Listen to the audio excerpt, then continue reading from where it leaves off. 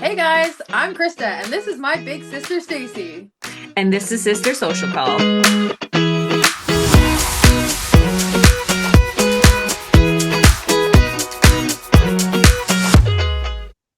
Good morning, Sissy. Hi sis, what's happening? Today has been a slow start to the day. I'll be honest with you. I got up and I did a little bit of yoga, and then I was like, I just want to go lay back in bed. And so I finished our show notes and then went and laid back in bed. And we have a mattress heater now, and it's so glorious. And like Oh days yeah. like today make it really hard to get out of the bed. Well, you look really pretty today. You got nice earrings in and everything. You look like you're ready to roll. I have a doctor's appointment right after this. Right? It feels like a Sunday to me because I don't know, I'm all muddled up today. Like I was like, oh, it feels like Sunday. No, it's Monday. So weird. I feel out of sorts today, but anyway, all good. Why don't you tell Yeah. the listeners what is on our show today?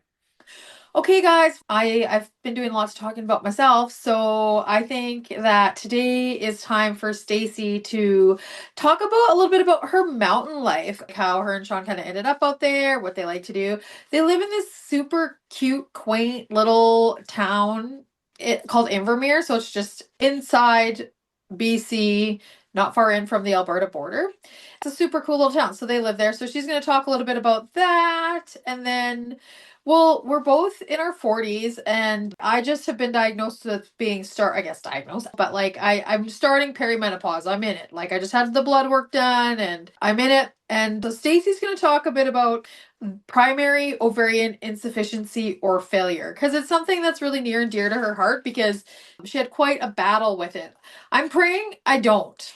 The only thing that signs and symptoms I have of that right now are some wild mood swings. But anyway, so Stacey's gonna kind of steal the show today a little bit. I'm honored to have her talk about things, and I can maybe pop in and ask her some questions for once because you guys know if it's up to me, I'll just talk for days and days and days. Anyhow, Sissy, let's get cracking. Why don't you tell everybody a little bit about your mountain life, the dreamy little life you guys have out there? Shawn and I moved to the mountains about 3.5 years ago. It had been something that we'd been contemplating for a while, and it was the right time. It was for us to make the decision. So I was born and raised in Regina, same with Shawn, and did our undergrad, and I did my graduate work there. Went and worked in a career at the Legislative Assembly of Saskatchewan for 12 years. And while that was all going down, grandma and grandpa, I lived with them while I was going to university, and they had declared me to be their executor and power of attorney of their will. I didn't have a clue when they wrote their wills what that actually meant, but when I was about 30-ish, I thought I better start figuring out what their estate actually looks like. I had, some ideas. They had a corporation that I knew of and Bell Tire, and they had a house, but it was significantly more complex than just a corporation and a house. I think we'll probably go into pretty great detail about that when we start to talk about like aging parents and It took me 8 years to deal with their estate. And yeah. so when Granny passed away and the estate was settled, it allowed Shawn and I to make a decision that was for us. We could make a decision that was about our future. Seeing Granny and Grandpa age, it became really apparent to me that aging well means you need to be with the people you love, doing the things that you love. So that's why we chose to move to Invermere. We have an incredible group of friends that live out here. So we moved out here to grow old with people that we dearly love and do the things that we love. And then like I've really found my true appreciation for Mother Nature and the beach and the forest and the lake because it's just so accessible here. We live within minutes of being on trails every direction. So lovely to get that appreciation here and new activities like having access to skiing and hot springing every weekend in the winter time is just also really incredible.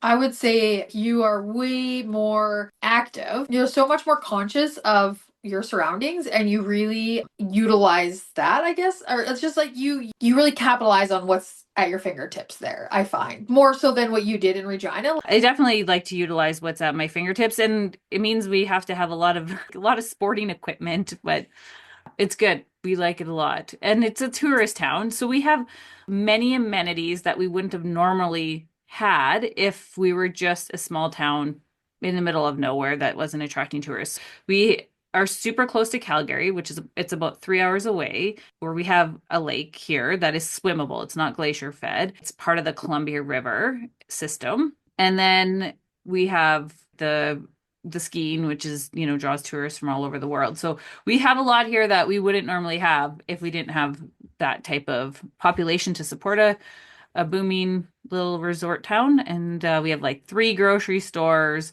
We have a hospital. We have many healthcare providers that live here because they are also seeking a work-life balance and the quality of life that this community brings. So we do have a family physician. We have massage therapists. We have a podorthist. We have chiropractors, a naturopath.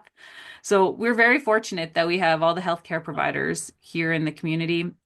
I think I said we have grocery stores, but we have three of them, which is a lot for a community of a year-round population of only 4,000. When it is peak tourist season, which is usually in the summer, it's closer to 40. But yeah, we can sustain three grocery stores in this community. And then we have specialty food stores, bakery, butcher, fancy grocery store with a bookstore that's incredible. We really chose to move out here because we want to surround ourselves with the people that we love and do the things that we love. And it hasn't been perfect, but we love our community and we love our people that we surround ourselves with. So you guys have a very lovely life out there. I gotta get out there and visit. I like to try to get out there. Well, I was out there last winter, but very, very, very short time. But I do want to come out there and like just be able to have like a weekend, just hang out us together.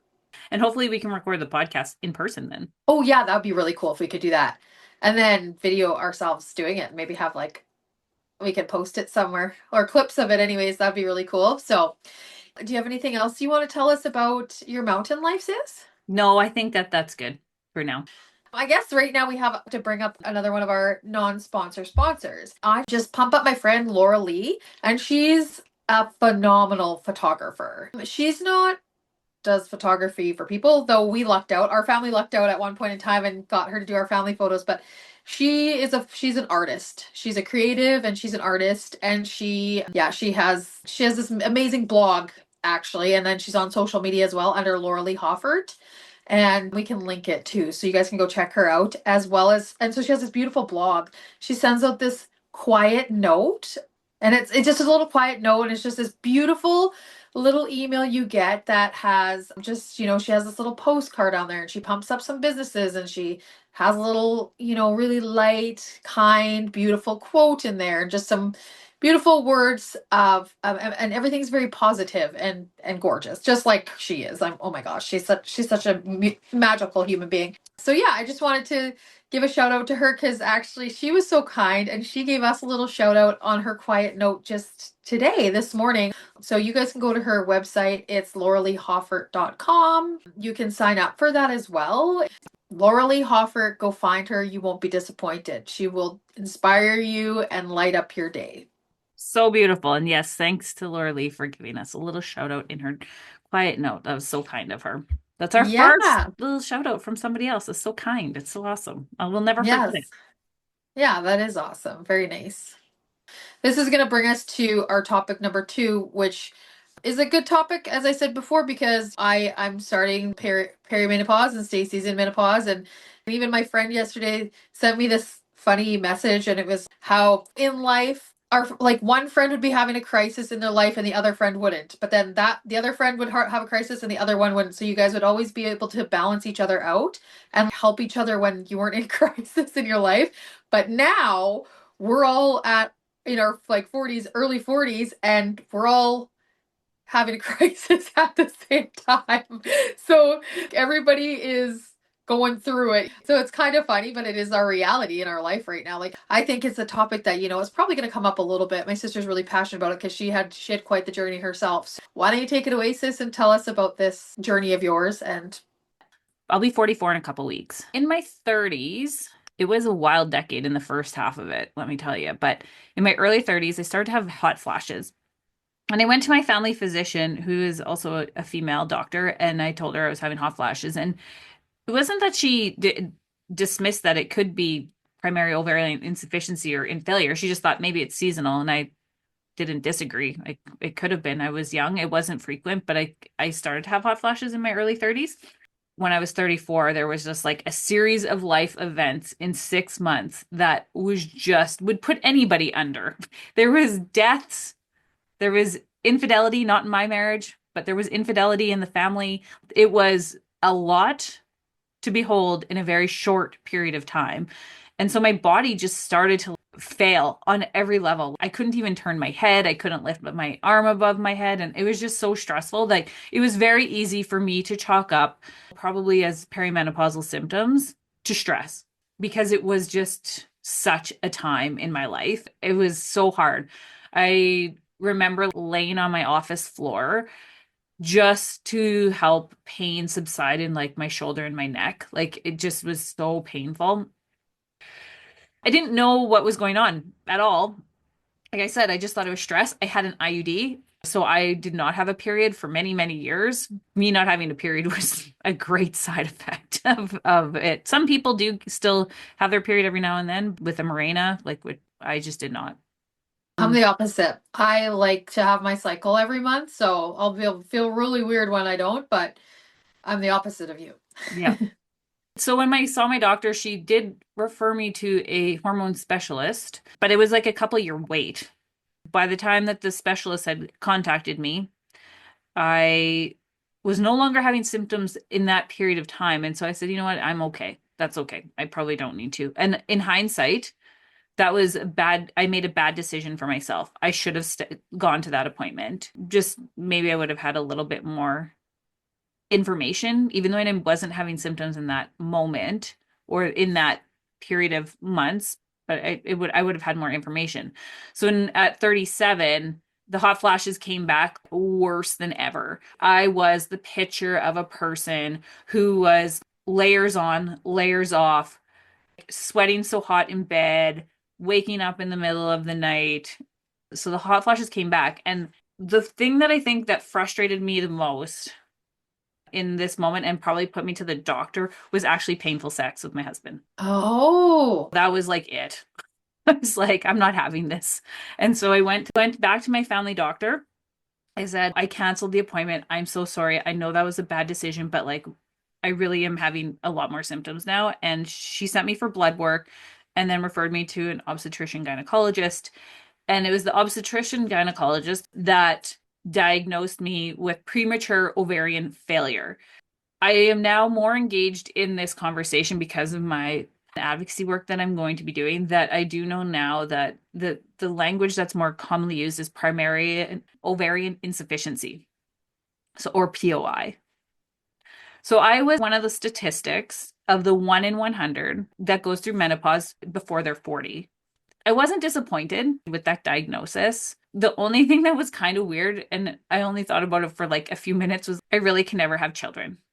And not that I ever wanted to have kids, but now I had no choice or no choice for me to do it in my own body, right? If we wanted to adopt, we could adopt if that was something that was of interest to us. But I couldn't do it in my own body. But he did say if I wanted to have gotten pregnant, it would have been really hard. There would have been lots of fertility challenges, but we didn't want to have kids. So I'm glad we didn't have to go down that road that so many families have to. yeah. Um, Why don't you tell us a little bit about some of the common symptoms? I know that you experienced a lot of symptoms and probably a lot of the common symptoms, but because you've been doing a little bit of research or deep diving into this because of what you're doing with your advocacy and in your workplace, why don't you talk about some of the common symptoms? Like I said, I haven't quite experienced too many of them yet, other than I feel I'm having some pretty crazy mood swings, but that can also be attributed to like I have an overactive thyroid, and the overactive thyroid presents a lot like perimenopause, and that's how they first diagnosed me with the overactive thyroid, because I thought I was like you, and I thought I must be going through this because I was having a lot of similar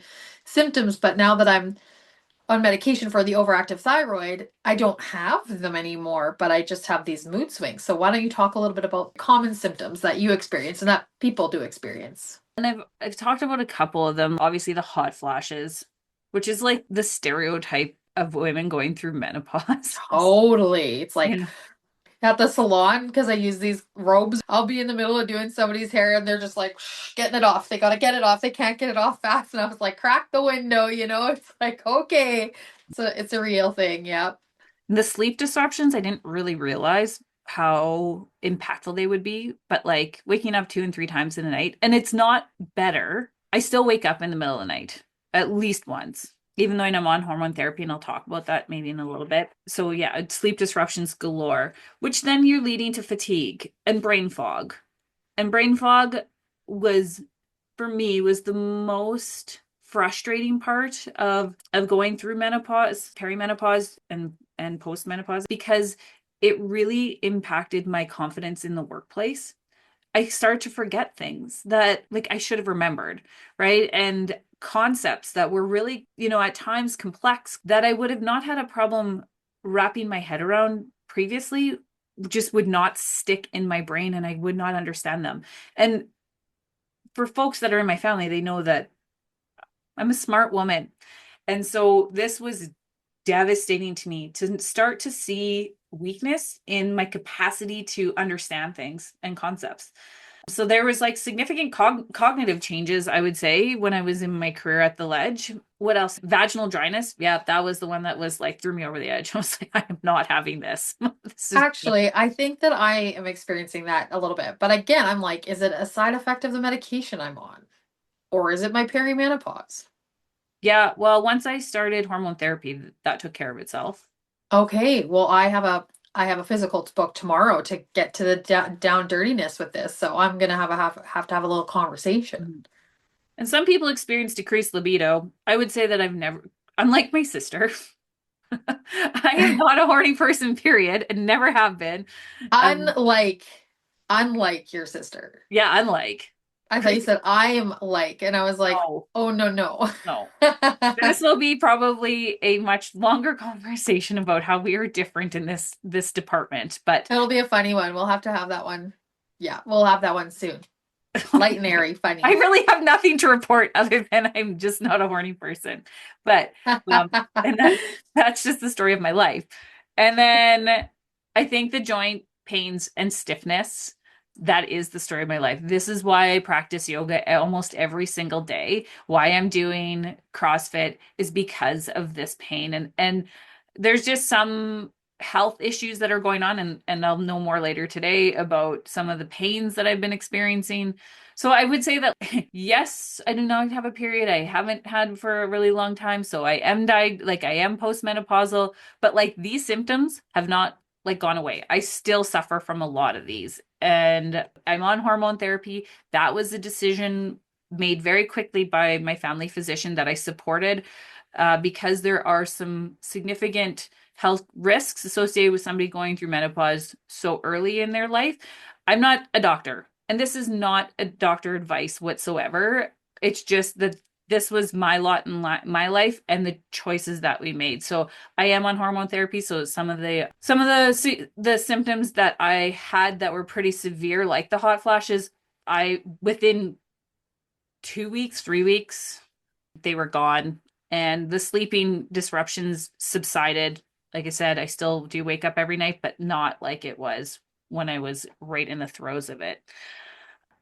I'm now 44, like I said, and now my most of my friends and colleagues are going through perimenopause, and now I'm seeing similar impacts to my friends and colleagues. They feel crazy. And I know that's not the right word, but like they're forgetting things. They're not sleeping. Like they're just all these things are adding up and they just don't feel like themselves. And so now I see my colleagues and friends going through perimenopause, not supported. And other than me going, like, you're not crazy, it's just perimenopause. Like, I swear, talk to your doctor. Like, that's what I've been telling so many of my friends, my sister, to go talk to their family physician, because the symptoms are there, but nobody really wants to address it.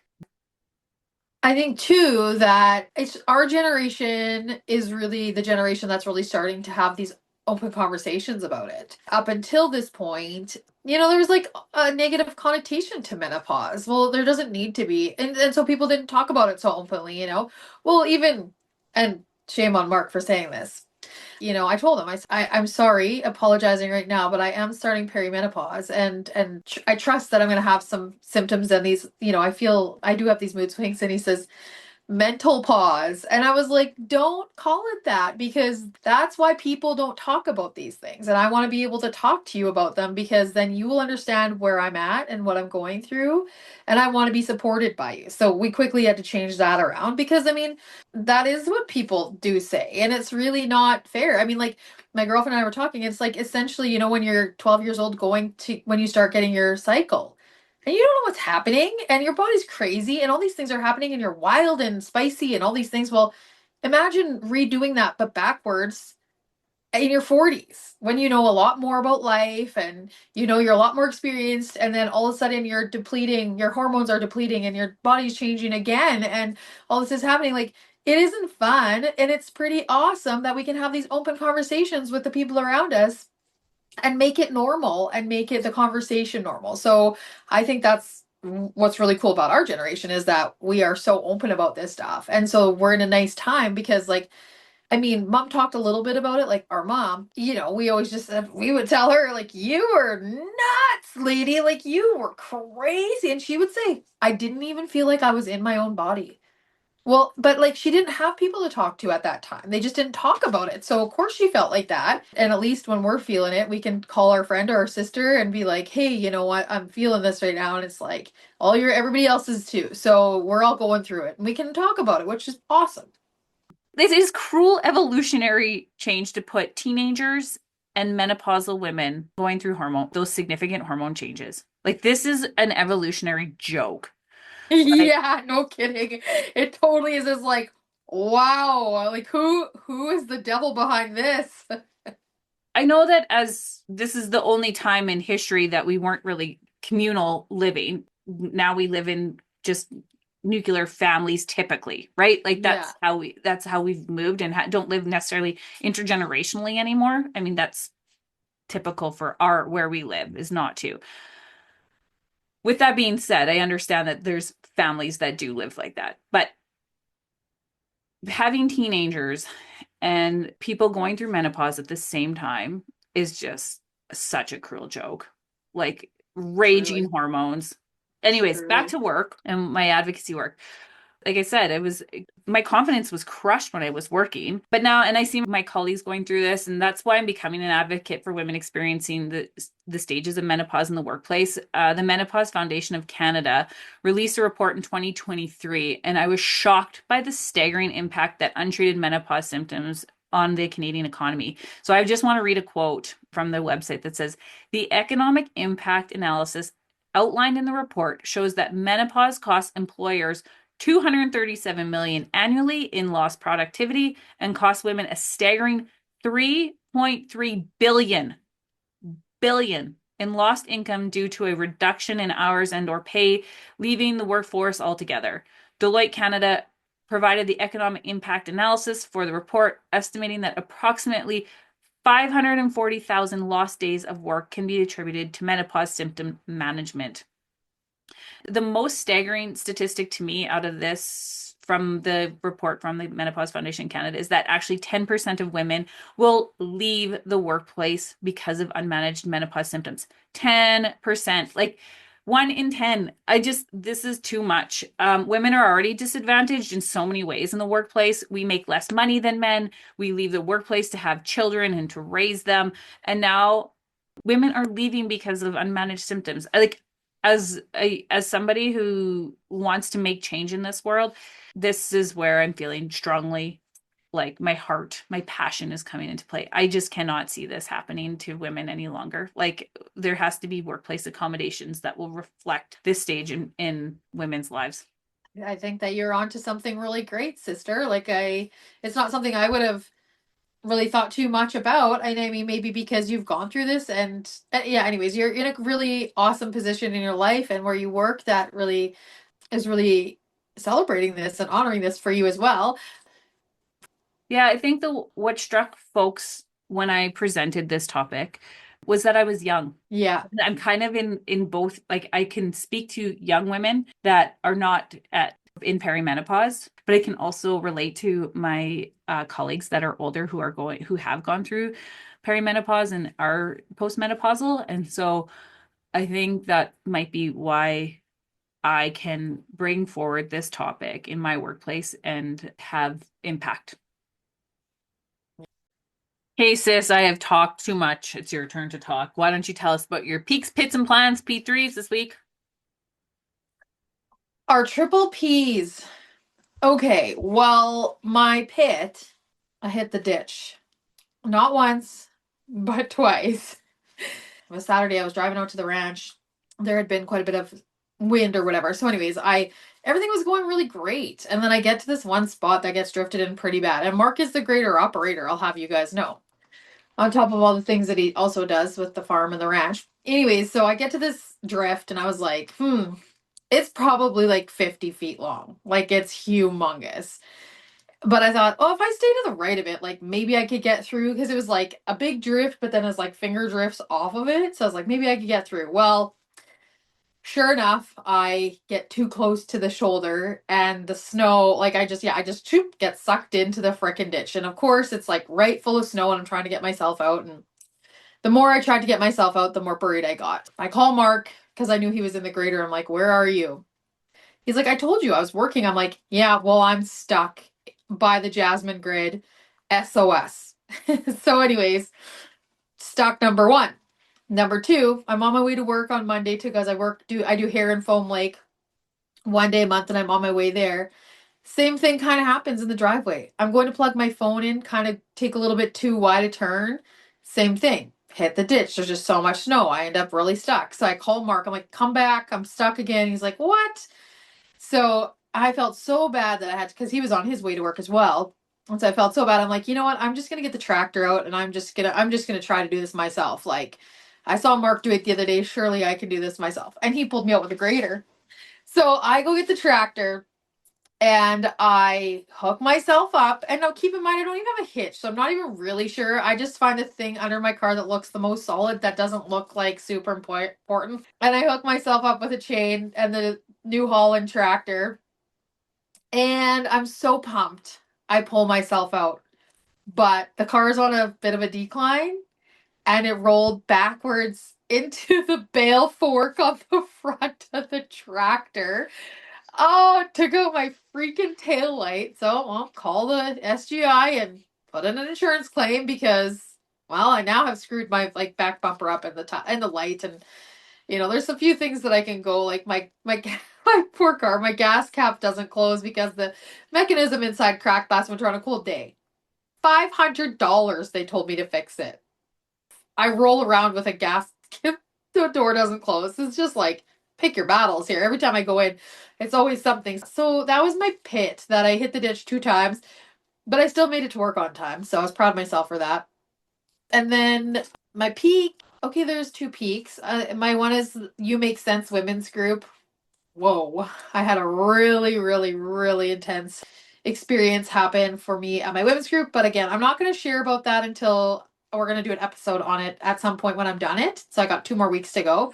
But I had a really profound experience, and it's just this course has been quite life changing for me already. I can tell it's unbelievable. So that was obviously another high. But then I went to the wildlife dinner.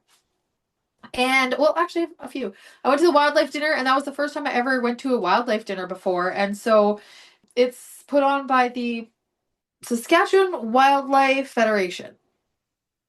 They have them in all these towns all over. You can submit like your buck, fish, and you can enter in whatever you've harvested, like within certain species, I guess. And so a friend of ours, his son got an award for his buck and in his age group, and so awesome for him. That was great. But yeah, so other people got awards and whatever else there, and then they had a turkey dinner, whatever, and then they had all this wild game that you could try. So there was rabbit, antelope, elk, moose, bear, deer, and all cooked in a bunch of different ways. So like some sausage, some meatballs, some roasts. Yeah, everything was really good. I was surprised at how much I liked the rabbit. I'd had rabbit years and years and years ago. I can't remember what the event was at, but I mean it was probably when I was a teenager. And anyway, so the rabbit was delicious. The whole meal was really great. But yeah, I like wild game a lot, so I thought it was all good. The piece of antelope that I picked, it was a roast and it was like a little overdone, but I like the flavor of it. And then yeah, I guess the other thing too is that I was just in a curling bonspiel this past weekend and we had the most fun ever. And we made it to the A-side finals, but we couldn't pull off a big W in the end because I don't know, we were close, but we just we had to play four games in one day. We were freaking exhausted. So that was tons of fun though. We had the best weekend ever. It was just so great. So I was so happy to do that. And then the plans for this week coming up, I don't really have a lot of plans. Like just I have a physical tomorrow. I doctor my lady business. And then I have my women's group on Wednesday, and then it's kind of like a regular work week Thursday, Friday. It's been kind of crazy because on Wednesdays I've been doing this women's group, and so sometimes I have to go back and work afterwards, but after my week last week, I was like, there's no way I can do that for the last two. Like I was like, I can't do that because I actually had to send the facilitator, Christine, I had to send her an email the morning after, and I was like, I need you to help give me some tips on how to make it through the day. Like I'm feeling like really overwhelmed and just because it was such an intense experience and I was like I sent her the email SOS help me. So she gave me some really great tips and they really helped a lot and I had a really great day at work, but in the morning I felt so overwhelmed and I thought going back to work after that was probably not the best idea. I should have continued to process what was going on instead of distract myself. So the next 2 weeks I actually moved my clients from afterwards. So it's kind of weird that I've had these like Wednesdays off, but it's a little bit slower for me. I work in the morning and then I go in for that, but it's just a little bit of a slower time in the winter and at this time of the year. So I'm like, well, you know what? I might as well do it. And you know what? I'm investing in myself and my healing journey. So other than that, it's a pretty low key kind of week. I'll probably record a couple YouTube videos. I'm gonna start some garden seeds here. I actually just picked up some dirt from the hardware, so I'll probably yeah, I'll get the dirt ready. Whether or not I'm going to start planting some today is it's I'm not sure, but probably this week I'll start get some seeds started and then giddy up. It's garden season, thinking time. So that's pretty much gonna wrap up my triple P's. What about you, sis? We went to Palm Springs, so I really don't have any pits. The only thing is like I got two zits on my face, which is like thanks hormones. Oh, lovely. Yeah, so that was my only pit. It's just like I had two on my chin. Like, anyways, in the grand scheme of life, it's really nothing.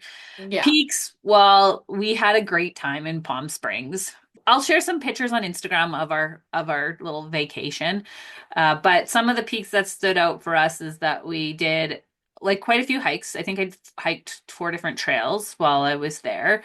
But the two that were like outstanding was one in Indian Canyons, and it was well, the way I wish I would have done it. It starts off in like the desert, rocky area, and then it comes into an oasis. Oh my goodness. It was so beautiful. We did it where we started in the oasis and then ended in the rocky area, which was just like we saw the best part at the beginning. So I would have loved to have seen it the other way. But anyways, so beautiful. And then we went to Joshua Tree National Park and that was really interesting. It's the first time that I've been hiking in my life where I really could just be very present and not just like be bored of walking and walking and walking. And I was like, got to like just really watch the landscape like kind of change and take it as like entertainment more like than me rushing to get through a hike. And it was so beautiful. Yeah, it was a really interesting geological and ecosystem national park. We went to an amazing spa while we were there. Shawn and I spent a day at the spa. It's called Sethi, and it was beautiful. We love hydrotherapy spas. rate it. Rate it on a scale of 1 to 10. This is how we do lots of things in our life. We're like, Kate, rate it. Oh, it would be in my top three hydrotherapy spas I've been to, and I would probably give it a 9. Oh, you do not give out nines liberally. No, it was great. It was awesome. Okay, good tip. We should put that in the show notes for anybody listening that is ever in the Um, area and wants to check it out because that's a good hot travel tip there. Yeah, and we didn't buy a lot down there because the dollar's so terrible right now. But the showers in the change rooms were to die for that we actually bought a shower head. That is so you and Shawn. Oh yeah, like it was so magical. So did you get it like right at the hot spring? Like they Yes, sold they them there? sell them because they're that good and people want them. Oh, why didn't you touch base with me? Maybe I wanted one. Maybe try it next time you come out here before you invest in it. Is it big? No, it's What did not you love big. It's about it? the water, how it comes out of the shower head. It's on the traditional territory of the Agua Caliente. And so they run there's a casino, a spa, a museum. And so we also went to the Agua Caliente museum and it was fantastic. It was beautiful. Like it's all in this parcel of land in downtown Palm Springs. So it's great. Lovely.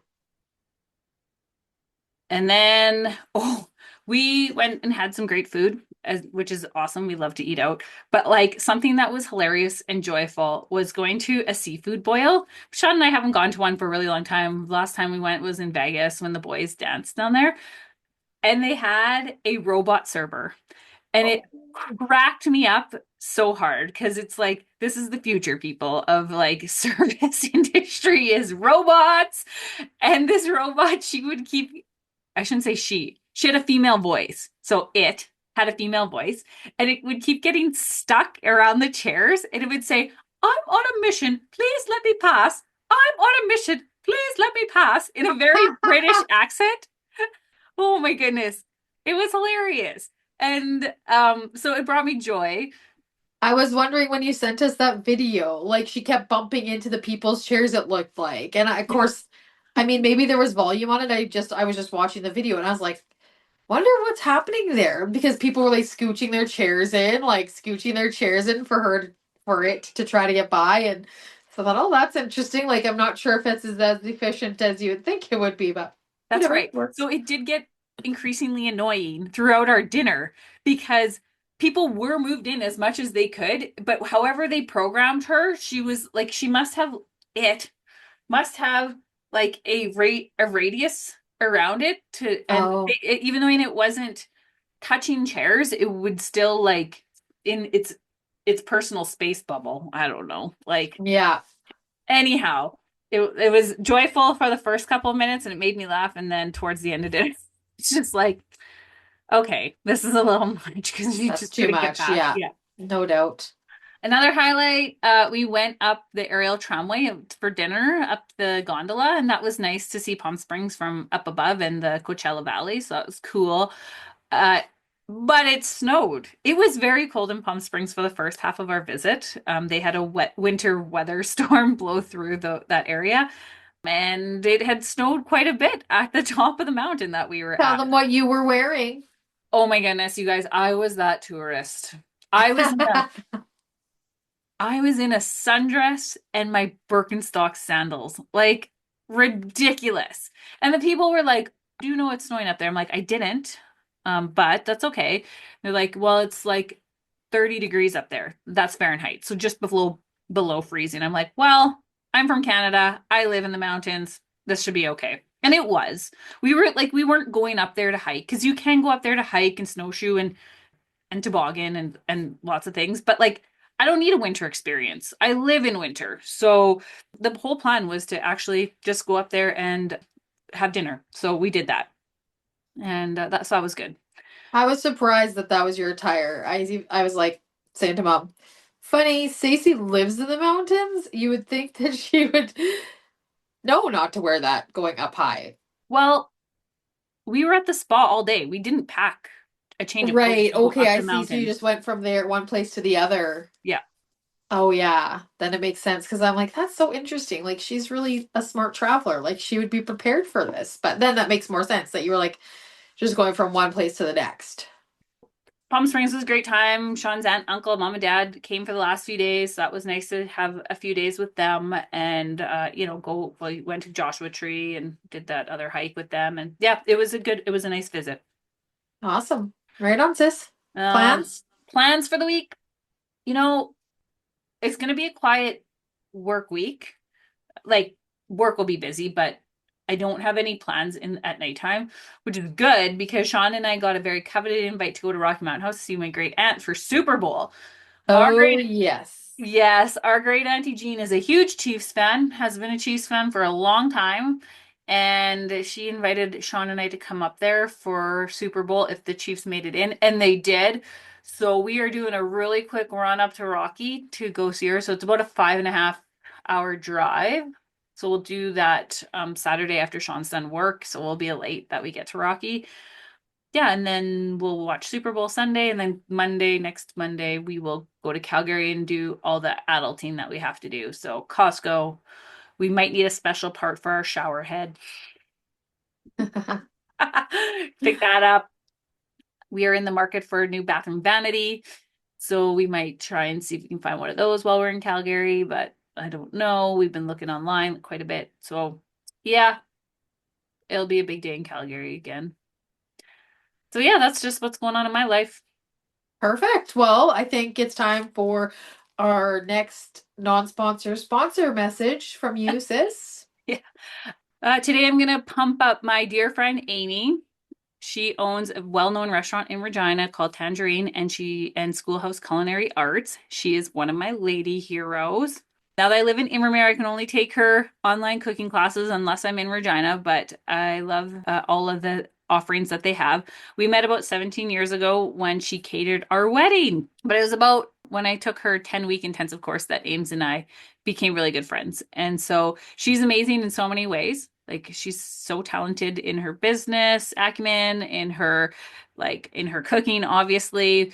She's dancing now. She's a sewer, so she's amazing in so many ways. So cheers to you, Ames. Love you dearly, and I can't wait to see you when I come back in September.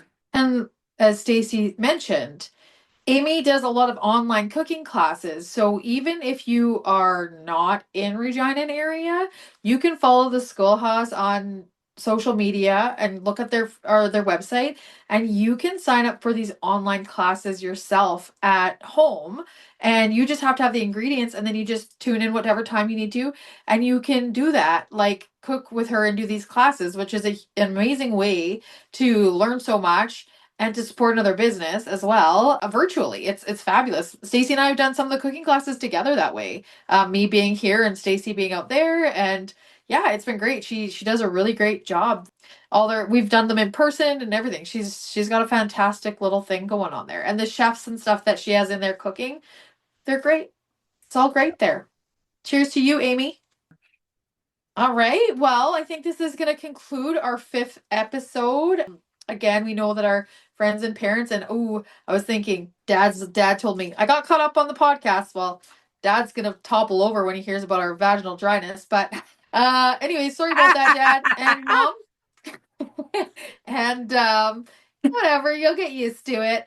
And because we're gonna talk about all kinds of things. But thank you guys so much for listening to our podcast and for downloading them, because honestly, this is a dream of ours that my sister can't stop laughing.